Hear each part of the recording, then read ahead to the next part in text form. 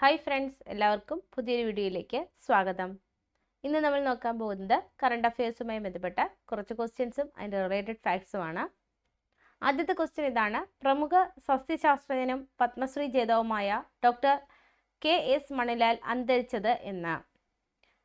2025 ജനുവരി 1, 2025 ജനുവരി 2, 2024 December 30, 2024 December 31. അപ്പോൾ ഇതിനകത്ത് ഏത് ഡേറ്റിലാണ് പ്രശസ്ത സസ്യശാസ്ത്രജ്ഞനും പത്മശ്രീ ജേതാവുമായിട്ടുള്ള KS മണിലാൽ അന്തരിച്ചത്? ആൻസർ വരുന്നത് 2025 ജനുവരി 1 ആണ്. 2025 ജനുവരി 1 എന്ത് ചെയ്യുന്നത്, ഈ KS മണിലാൽ അന്തരിക്കുന്നത്. അപ്പോൾ 2025 ജനുവരി 1 അന്തരിക്കുന്നത്. നമുക്ക് KS മണിലാൽ ആരാണ്, അദ്ദേഹത്തിന് കിട്ടിയ പുരസ്കാരങ്ങൾ എന്തൊക്കെയാണെന്നൊക്കെ നോക്കാം. നോക്കിയേ, കേരളത്തിൻ്റെ സസ്യസമ്പത്തിനെ കുറിച്ച് ഡച്ച് ഗവർണറായിരുന്ന ഹെൻറിക് വാൻ റീഡിൻ്റെ നേതൃത്വത്തിൽ തയ്യാറാക്കിയ ഗ്രന്ഥമാണ് ഇത്, ഹോർത്തൂസ് മലബാറിക്കസ്. നമുക്കറിയാവുന്നതാണ് അല്ലേ. അപ്പോൾ ഹോർത്തൂസ് മലബാറിക്കസ് എന്ന് പറഞ്ഞാൽ ഡച്ചുകാരുടെ സംഭാവനയാണ്. നമ്മുടെ കേരളത്തിൻ്റെ സസ്യസമ്പത്തിനെ കുറിച്ചാണ് ഈ ഹോർത്തൂസ് മലബാറിക്കസിൽ പറഞ്ഞിരിക്കുന്നത്. അപ്പോൾ ഈ ഒരു ഗ്രന്ഥം ഇംഗ്ലീഷിലേക്കും മലയാളത്തിലേക്കും തർജ്ജമ ചെയ്ത ആളാണ് ആര്? Doctor KS Manilal. നോക്കിയേ, കാലിക്കറ്റ് സർവകലാശാല കേന്ദ്രമായി 1989 Indian association for angios taxonomy IAST സ്ഥാപിക്കാൻ മുൻകൈയെടുത്ത ആളാണ് ഡോക്ടർ KS മണിലാൽ. അപ്പോൾ ഇതൊക്കെ സ്റ്റേറ്റ്മെൻറ്റ്സ് പഠിച്ചു വയ്ക്കണം കേട്ടോ. ഇങ്ങനെയൊക്കെയുള്ള പ്രശസ്തരായിട്ടുള്ള ആൾക്കാർ അന്തരിക്കുന്ന സമയത്ത് PSC ഇതുപോലെയുള്ള സ്റ്റേറ്റ്മെൻറ്റ്സ് വെച്ചിട്ട് ക്വസ്റ്റ്യൻസ് ചോദിച്ചിട്ടുണ്ട്.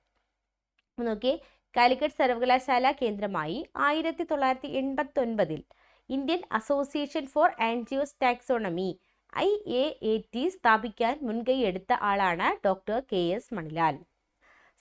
സസ്യ വർഗീകരണ ശാസ്ത്രത്തിന് നൽകിയ സമഗ്ര സംഭാവനകൾ മുൻനിർത്തി 2003 കേന്ദ്ര വനം പരിസ്ഥിതി മന്ത്രാലയം ഡോക്ടർ മണിലാലിന് EK ജാനകി അമ്മാൾ പുരസ്കാരം സമ്മാനിച്ചു. അപ്പോൾ EK ജാനകി അമ്മാൾ പുരസ്കാരം ലഭിച്ച വർഷം ഏതാണ്? 2003. അടുത്ത 2020 പത്മശ്രീ നൽകി രാജ്യം ആദരിച്ചു. അപ്പോൾ പത്മശ്രീ ലഭിച്ച വർഷം 2020.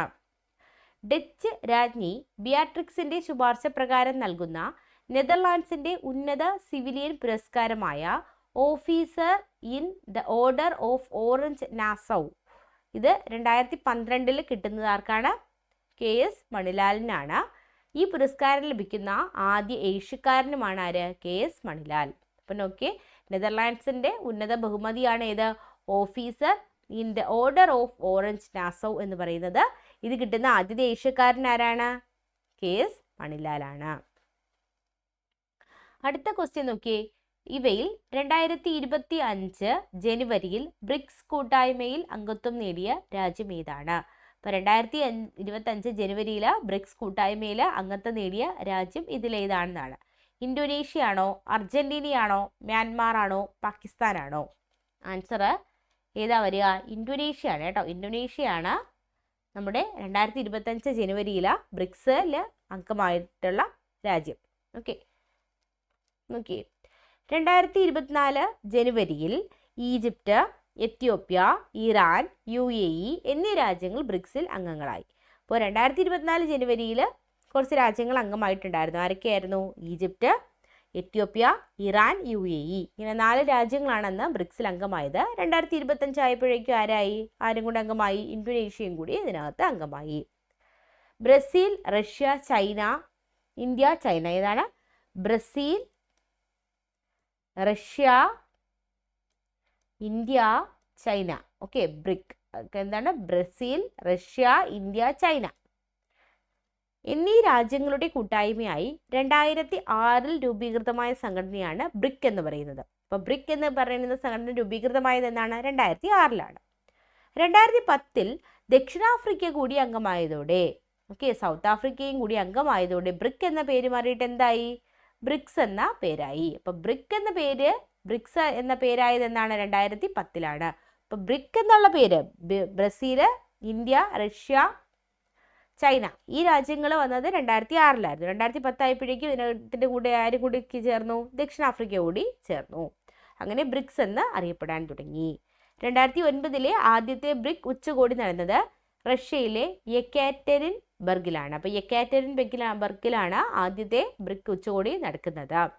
2025 17ാമത് ഉച്ചകോടിയാണ് നടന്നത്. അതെവിടെയായിരുന്നു? ബ്രസീലിന്റെ തലസ്ഥാനമായിട്ടുള്ള റിയോ ഡി ജനീറോയിലായിരുന്നു. നോക്കിയേ, ബ്രസീലിന്റെ ക്യാപിറ്റൽ ആയിട്ടുള്ള റിയോ ഡി ജനീറോയിലാണ് 2025 ബ്രിക്സ് ഉച്ചകോടി നടന്നത്. 2024 ഉച്ചകോടി എവിടെയായിരുന്നു? അത് റഷ്യയിലെ കസാനായിരുന്നു. 2023 ദക്ഷിണാഫ്രിക്കയിലെ ജോഹന്നാസ്ബർഗിലാണ് നടന്നത്. അപ്പോൾ 2025 നടന്നത് 17ാമത് ഉച്ചകോടിയാണ്. അത് ബ്രസീലില് റിയോ ഡി ജനീറോയിലാണ് നടന്നത്. 2024 റഷ്യയിലെ കസാനിലായിരുന്നു നടന്നത്. 2023 ദക്ഷിണാഫ്രിക്കയിലെ ജോഹന്നാസ്ബർഗിലാണ് ഉച്ചകോടി നടന്നത്. 2024 ശ്രേഷ്ഠ ഭാഷാ പദവി നൽകിയ ഭാഷകളിൽ ഉൾപ്പെടാത്ത ഏത്? 2024 കുറച്ച് ഭാഷകൾക്ക് കൂടുതലായിട്ട് എന്ത് ചെയ്തു? ശ്രേഷ്ഠ പദവി കിട്ടി. അപ്പോൾ അതിനകത്ത് ഉൾപ്പെടാത്ത ഭാഷ ഇതാണ്. ഗുജറാത്തിയാണോ, മറാത്തിയാണോ, പാലിയാണോ, ബംഗാളിയാണോ? ആൻസർ വരുന്നത് ഗുജറാത്തി ഭാഷയാണ് കേട്ടോ. ഗുജറാത്തിക്ക് എന്ത് കിട്ടിയിട്ടില്ല? ശ്രേഷ്ഠ ഭാഷാ പദവി കിട്ടിയിട്ടില്ല. നോക്കിയേ, മറാത്തി, പാലി, പ്രാകൃത്, ബംഗാളി, അസമീസ് എന്നീ 5 ഭാഷകൾക്കാണ് 2024 ശ്രേഷ്ഠ ഭാഷാ പദവി കിട്ടിയത്. ഏതൊക്കെയാണ്? മറാത്തി, പാലി, പ്രാകൃത്, ബംഗാളി, അസമീസ്. ഈ 5 ഭാഷകൾക്കാണ് 2024 ശ്രേഷ്ഠ ഭാഷാ പദവി കിട്ടിയത്. ഇതോടെ ഇന്ത്യയിലെ ശ്രേഷ്ഠ ഭാഷ എണ്ണം എത്രയായി? 11 എണ്ണമായി. ഓക്കെ, 11 ഭാഷകൾക്ക് എന്ത് കിട്ടി? ശ്രേഷ്ഠ ഭാഷാ പദവി കിട്ടി. തമിഴാണ് ശ്രേഷ്ഠ ഭാഷാ പദവി ലഭിച്ച ആദ്യ ഭാഷ. ഏതാണ്? തമിഴാണ്. എന്നായിരുന്നു തമിഴിന് കിട്ടിയത്? 2004 തമിഴിന് ശ്രേഷ്ഠ ഭാഷാ പദവി കിട്ടിയത്. 2013 മെയ് 23 നമ്മുടെ മലയാളത്തിന് ശ്രേഷ്ഠ ഭാഷാ പദവി ലഭിക്കുന്നത്. 2013 മെയ് 23 മലയാളത്തിന് ശ്രേഷ്ഠ ഭാഷാ പദവി ലഭിക്കുന്നത്. നോക്കിയേ, ഏതൊക്കെ നേരത്തെ ശ്രേഷ്ഠ ഭാഷാ പദവി ലഭിച്ചിട്ടുള്ള ഭാഷകൾ ഏതൊക്കെയായിരുന്നു? തമിഴ് 2004 കിട്ടി. അതുകൊണ്ട് സംസ്കൃതത്തിന് കിട്ടി 2005. തെലുങ്കിനും കന്നഡയ്ക്കും 2008 കിട്ടി. മലയാളത്തിനാണെങ്കിൽ 2013, ഒഡിയയ്ക്കാണെങ്കിൽ 2014. ഇങ്ങനെ നേരത്തെ ശ്രേഷ്ഠ ഭാഷാ പദവി ലഭിച്ച 6 ഭാഷകളുണ്ടായിരുന്നു. ഇപ്പോൾ എത്ര ഭാഷകൾ കൂടി കിട്ടി? 5 ഭാഷകൾ കൂടി കിട്ടി. അത് ഏതൊക്കെയാണെന്ന് ഓർത്തു വയ്ക്കുക. മറാത്തി, പാലി, പ്രാകൃത്, ബംഗാളി, അസമീസ്. അങ്ങനെ 11 ഭാഷകൾക്ക് മൊത്തത്തിൽ എന്ത് ചെയ്തു? ശ്രേഷ്ഠ ഭാഷാ പദവി കിട്ടി. അടുത്തത് 2024 പ്രഥമ കേരള ക്രിക്കറ്റ് ലീഗിൽ ജേതാക്കളായത് ആര്? KCL പ്രഥമ കേരള ക്രിക്കറ്റ് ലീഗിൽ ജേതാക്കളായത് ആരായിരുന്നു? Aries Kollam sailors, Calicut globe stars, Trivandrum royals, Thrissur titans. ഇതിൽ ആരാണ് കേരള ക്രിക്കറ്റ് ലീഗിൽ ജേതാക്കളായത്? ഏരിയസ് കൊല്ലം സെയിലേഴ്സ് ആണ്. ആരാണ്? ഏരിയസ് കൊല്ലം സെയിലേഴ്സ് ആണ്. ഏരിയസ് കൊല്ലം സെയിലേഴ്സ് ആണ് പ്രഥമ ക്രിക്കറ്റ് ലീഗിൽ ജേതാക്കളായത്. നോക്കിയേ, 6 ടീമുകൾ മത്സരിച്ച ടൂർണമെന്റിൽ റണ്ണറപ്പ് ആയത് കാലിക്കറ്റ് ഗ്ലോബ് സ്റ്റാർസ് ആയിരുന്നു. 6 ടീമുകളാണ് മത്സരിച്ചത്. ഇതിനകത്ത് റണ്ണറപ്പ് ആരായിരുന്നു? കാലിക്കറ്റ് ഗ്ലോബ് സ്റ്റാർസ് ആയിരുന്നു. കേരള ക്രിക്കറ്റ് ലീഗിന്റെ ആദ്യ സീസൺ 2024 സെപ്റ്റംബർ 2 ആരംഭിച്ചത്. മോഹൻലാലാണ് കേരള ക്രിക്കറ്റ് ലീഗിന്റെ brand ambassador. Trivandrum royals, Aries Kollam sailors, Calicut globe stars, Thrissur titans, Kochi blue tigers, Alleppey ripples എന്നിവയാണ് ലീഗിലെ 6 ടീമുകൾ. കേരള താരം സച്ചിൻ ബേബിയാണ് ടൂർണമെന്റിൽ ജേതാക്കളായ കൊച്ചിൻ സെയിലേഴ്സിന്റെ ക്യാപ്റ്റൻ. ട്രിവാൻഡ്രം റോയൽസ് താരം MS അഖിലാണ് ഏറ്റവും അധികം ലേലത്തുക ലഭിച്ച താരം. 7.4 ലക്ഷം രൂപയ്ക്കാണ് ട്രിവാൻഡ്രം റോയൽസ് അഖിലിനെ സ്വന്തമാക്കിയത്. അടുത്ത 7 ഭൂഖണ്ഡങ്ങളിലെ ഏറ്റവും ഉയരം കൂടിയ 7 കൊടുമുടികൾ കയറിയ ഏറ്റവും പ്രായം കുറഞ്ഞ പെൺകുട്ടി ആരാണ്? 7 ഭൂഖണ്ഡങ്ങളിലെ ഏറ്റവും ഉയരം കൂടിയ 7 കൊടുമുടികൾ കയറിയ ഏറ്റവും പ്രായം കുറഞ്ഞ പെൺകുട്ടി ആരാണ്? കാമ്യ കാർത്തികേയൻ, അരുണിമ സിൻഹ, മലാവത് പൂർണ, നതാലിയ ഗ്രോസ്മാൻ. ഇതിനകത്ത് ആരാണ്?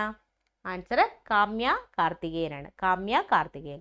എന്താണ്? 7 ഭൂഖണ്ഡങ്ങളിലെ ഏറ്റവും ഉയരം കൂടിയ 7 കൊടുമുടികൾ കയറിയ പ്രായം കുറഞ്ഞ പെൺകുട്ടിയാണ് ആര്? കാമ്യ കാർത്തികേയൻ. പിതാവ് കമാൻഡർ S കാർത്തികേയനോടൊപ്പം അന്റാർട്ടിക്കയിലെ വിൻസെന്റ് കൊടുമുടി കീഴടക്കിയാണ് കാമ്യ പുതിയ റെക്കോർഡിട്ടത്. നോക്കിയേ, ആഫ്രിക്കയിലെ കിളിമഞ്ചാരോ പർവ്വതം, യൂറോപ്പിലെ എൽബ്രൂസ് പർവ്വതം, ഓസ്ട്രേലിയയിലെ സിയൂക്കോ, തെക്കേ അമേരിക്കയിലെ അക്വൻകാഗ്വ, വടക്കേ അമേരിക്കയിലെ ഡെനാലി, ഏഷ്യയിലെ എവറസ്റ്റ്. ഇത്രയും എന്ത് ചെയ്തു? കാമ്യ കീഴടക്കിയിരുന്നു. ഒരു സീസണിൽ 2 തവണ എവറസ്റ്റ് കൊടുമുടിയും ലോഡ്സെ കൊടുമുടിയും കീഴടക്കിയ ആദ്യ വ്യക്തി എന്ന നേട്ടം സ്വന്തമാക്കിയ ഇന്ത്യക്കാരനാണ് സത്യദീപ് ഗുപ്ത. കേന്ദ്ര സർക്കാരിന്റെ പുതിയ ഭേദഗതി പ്രകാരം തിരഞ്ഞെടുപ്പിൽ മുതിർന്ന പൗരന്മാർക്കുള്ള തപാൽ വോട്ട് സൗകര്യം ലഭ്യമാക്കുന്ന പ്രായം 85 വയസ്സ്, 80 വയസ്സ്, 60 വയസ്സ്, 62 വയസ്സ്. ഇതിൽ എത്ര വയസ്സുള്ളവർക്കാണ് തപാൽ വോട്ട് സൗകര്യം ലഭ്യമാക്കുന്നത്? എത്ര വയസ്സാണ്? 85 വയസ്സാണ്. എത്രയാണ്? 85 വയസ്സാണ് കേട്ടോ. 85 വയസ്സ്. ഓക്കെ. ഭിന്നശേഷിക്കാർക്ക് തിരഞ്ഞെടുപ്പ് പ്രക്രിയ ലഘൂകരിക്കുന്നതിനായി തിരഞ്ഞെടുപ്പ് കമ്മീഷൻ അവതരിപ്പിച്ച മൊബൈൽ ആപ്പാണ് സാക്ഷം ആപ്പ് എന്ന് പറയുന്നത്. സാക്ഷം ആപ്പ് ഭിന്നശേഷിക്കാർക്ക് തിരഞ്ഞെടുപ്പ് പ്രക്രിയ ലഘൂകരിക്കുന്നതിനായിട്ട് തിരഞ്ഞെടുപ്പ് കമ്മീഷൻ കൊണ്ടുവന്ന ആപ്പ് ഏതാണ്? സാക്ഷം ആപ്പാണ്.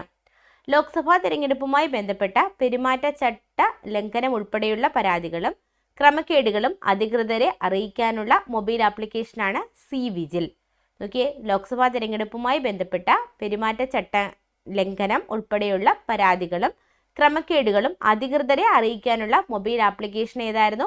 C vigil. ഏതാണ്? C vigil. സാക്ഷം ആപ്പ് ഭിന്നശേഷിക്കാർക്കായിട്ടുള്ളതാണ്. ഇത് എന്താണ്? തിരഞ്ഞെടുപ്പുമായി ബന്ധപ്പെട്ട എന്തെങ്കിലും പെരുമാറ്റച്ചട്ടമൊക്കെ ഉണ്ടെങ്കിൽ, പെരുമാറ്റച്ചട്ട ലംഘനം ഉണ്ടെങ്കിൽ അത് അധികൃതരെ അറിയിക്കാനുള്ള ആപ്പാണ് ഇത്, സി വിജിൽ. അടുത്തത്, വോട്ടർ ബോധവൽക്കരണത്തിനും ഇന്ത്യയിൽ വോട്ടർ സാക്ഷരത പ്രോത്സാഹിപ്പിക്കുന്നതിനുമുള്ള തിരഞ്ഞെടുപ്പ് കമ്മീഷന്റെ ബോധവൽക്കരണ പരിപാടിയാണ് സ്വീപ്പ് എന്ന് പറയുന്നത്. സ്വീപ്പിന്റെ ഫുൾ ഫോം നോക്കാം. Systematic voters education and electoral participation. അതാണ് സ്വീപ്പ്. അപ്പോൾ വോട്ടർ ബോധവൽക്കരണത്തിനും ഇന്ത്യയിൽ വോട്ടർ സാക്ഷരത പ്രോത്സാഹിപ്പിക്കുന്നതിനുമുള്ള തിരഞ്ഞെടുപ്പ് കമ്മീഷന്റെ ബോധവൽക്കരണ പരിപാടിയാണ് ഇത്, sweep. Systematic voters education and electoral participation. Lok Sabha തിരഞ്ഞെടുപ്പിൽ മത്സരിക്കുന്ന സ്ഥാനാർത്ഥികളെക്കുറിച്ച് അറിയാൻ സഹായിക്കുന്ന തിരഞ്ഞെടുപ്പ് കമ്മീഷൻ വികസിപ്പിച്ച മൊബൈൽ ആപ്ലിക്കേഷനാണ് no your customer, KYC app എന്ന് പറയുന്നത്. ഓക്കെ. നോക്കിയാൽ ലോക്സഭാ തിരഞ്ഞെടുപ്പിൽ മത്സരിക്കുന്ന സ്ഥാനാർത്ഥികളെക്കുറിച്ച് അറിയാൻ സഹായിക്കുന്ന ആപ്പ് ഏതാണ്? KYC ആണ്. നോ യുവർ കസ്റ്റമർ അല്ല, നോ യുവർ കാൻഡിഡേറ്റ് ആണ്. നോ യുവർ കസ്റ്റമർ നമ്മുടെ ബാങ്കുമായിട്ട് റിലേറ്റഡ് ആണ്. No your candidate, KYC, no your candidate എന്നുള്ള ആപ്പ്. അപ്പോൾ നമുക്ക് സ്ഥാനാർത്ഥികളെക്കുറിച്ച് എന്ത് ചെയ്യാൻ പറ്റും? മനസ്സിലാക്കാനായിട്ട് പറ്റും. അടുത്തത്, ഇന്ത്യയിൽ ആദ്യമായി സ്വകാര്യ ലോഞ്ച് പാഡിൽ നിന്നും വിക്ഷേപിച്ച റോക്കറ്റ് ഏതാണ്? സ്വകാര്യ ലോഞ്ച് പാഡിൽ നിന്നും വിക്ഷേപിച്ച റോക്കറ്റ് ഏതാണെന്നാണ്. ഏതാണ്? അഗ്നിബാൺ ആണോ, വിക്രം എസ് ആണോ, കെയ്റോസ് ആണോ, അറ്റ്ലസ് 5 ആണോ? ആൻസർ വരുന്നത് അഗ്നിബാൺ ആണ് കേട്ടോ. അഗ്നിബാൺ ആണ് ആൻസർ വരുന്നത്. സോറി, അഗ്നിബാൺ ഇതാണ് കേട്ടോ. ഇത് അറിയാതെ വിടുപോയതാണ്. അഗ്നിബാൺ ആണ് സ്വകാര്യ റോക്കറ്റ് എന്ന് പറയുന്നത്. ഓക്കെ. ഇന്ത്യൻ സ്വകാര്യ ബഹിരാകാശ കമ്പനിയായ അഗ്നികുൽ കോസ്മോസ് വികസിപ്പിച്ച വിക്ഷേപണ വാഹനമാണ് അഗ്നിബാൺ സോർട്ടഡ്. ഏതാണ്? Agnibaan sorted sub orbital tech demonstrator എന്ന് പറയുന്നത്. എയ്റോസ്പേസ് എഞ്ചിനീയർമാരായ ശ്രീനാഥ് രവിചന്ദ്രനും SP മൊയ്നും ചേർന്ന് 2017 സ്ഥാപിച്ച കമ്പനിയാണ് അഗ്നികുൽ കോസ്മോസ്. റോക്കറ്റ് വിക്ഷേപണത്തിൽ വിജയം നേടിയ രാജ്യത്തെ രണ്ടാമത്തെ ബഹിരാകാശ കമ്പനിയാണ് ഏതെന്ന് പറയുന്ന അഗ്നികുൽ കോസ്മോസ്. അങ്ങനെയാണെങ്കിൽ ഒന്നാമത്തെ കമ്പനി ഏതാണ്? എയ്റോസ്പേസ് കമ്പനിയായിട്ടുള്ള ഏതാണ്? സ്കൈ റൂട്ട് അല്ലേ? Sky root. അതിൻ്റെ ആസ്ഥാനം എവിടെയാണ്? ഹൈദരാബാദാണ്. അത് 2022 നവംബറിൽ എന്ത് ചെയ്യുന്നു? ഒരു റോക്കറ്റ് വിക്ഷേപിക്കുന്നു. അതിൻ്റെ പേരെന്തായിരുന്നു? വിക്രം എസ് എന്നായിരുന്നു. വിക്രം എസ്. അപ്പോൾ 2022 നവംബർ ഹൈദരാബാദ് ആസ്ഥാനമായ Skyroot Aerospace company Vikram S എന്നിട്ടുള്ള റോക്കറ്റ് വിക്ഷേപിച്ചിരുന്നു. രണ്ടാമത്തേതാണ് ഇത് അഗ്നിബാൺ എന്ന് പറയുന്നത്. ഒരു ഘട്ടം മാത്രമുള്ള വിക്ഷേപണ വാഹനമാണ് ഇത് അഗ്നിബാൺ. അടുത്തത്, റിസർവ് ബാങ്ക് ഓഫ് ഇന്ത്യയുടെ RBIയുടെ 26ാമത് ഗവർണറായിട്ട് നിയമിതനായത് ആരാണ്? സഞ്ജയ് മൽഹോത്ര, ശക്തികാന്ത് ദാസ്, K സഞ്ജയ് മൂർത്തി, സഞ്ജീവ് ഖന്ന. അപ്പോൾ ഇതിനകത്ത് ആരാണ് റിസർവ് ബാങ്ക് ഓഫ് ഇന്ത്യയുടെ 26ാമത് ഗവർണറായിട്ട് നിയമിതനായത്? ആൻസർ വരുന്നത് സഞ്ജയ് മൽഹോത്രയാണ്. ആരാണ്? സഞ്ജയ് മൽഹോത്ര. 25ാമത്തെ ഗവർണറായിരുന്നു ആരോട്? ശക്തികാന്ത് ദാസ്. ഓക്കെ, 25ാമത്തെ ഗവർണറായിരുന്നു ശക്തികാന്ത് ദാസ്. പിന്നെ 26ാമത്തെ ഗവർണറാണ് ആര്? സഞ്ജയ് മൽഹോത്ര. 2018 ഡിസംബറിൽ RBI ഗവർണറായ ശക്തികാന്ത ദാസ് വിരമിച്ച ഒഴിവിലാണ് 2018 ഡിസംബറിലല്ല 2018 അദ്ദേഹം കയറിയത്. അപ്പോൾ 2024 ഡിസംബറിൽ RBI ഗവർണറായ ശക്തികാന്ത് ദാസ് വിരമിച്ച ഒഴിവിലാണ് ആര് കയറിയത്? സഞ്ജയ് മൽഹോത്ര കിട്ടിയത് എന്തായിട്ട് RBI ഗവർണറായിട്ട് കയറിയത്. കേന്ദ്ര റവന്യൂ സെക്രട്ടറി ആയിരുന്ന Sanjay Malhotra 1990 batch Rajasthan cadre civil service ഉദ്യോഗസ്ഥനാണ്.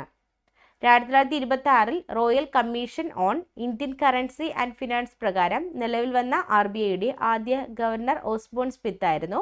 ഇന്ത്യക്കാരനായിട്ടുള്ള ഗവർണർ ആരാണ്? CD ദേശ്മുഖ് ആയിരുന്നു. ഇന്ത്യയുടെ 15ാമത് കൺട്രോളർ ആൻഡ് ഓഡിറ്റർ ജനറലായി നിയമിതനായത് K സഞ്ജയ് മൂർത്തിയാണ്. ഇപ്പോൾ K സഞ്ജയ് മൂർത്തിയാണ് ഇന്ത്യയുടെ 15ാമത് കൺട്രോളർ ആൻഡ് ഓഡിറ്റർ ജനറലായിട്ട് നിയമിതനായത്. അപ്പോൾ സഞ്ജയ് മൽഹോത്ര എന്ന് പറയുന്നത് RBI ഗവർണർ, പേര് തിരിഞ്ഞു പോലെ കേട്ടോ. സഞ്ജയ് മൂർത്തി എന്ന് പറയുന്നത് ആരാണ്? നമ്മുടെ CAG ആണ്. 15ാമത് CAG ആണ് ആര്? സഞ്ജയ് മൂർത്തി.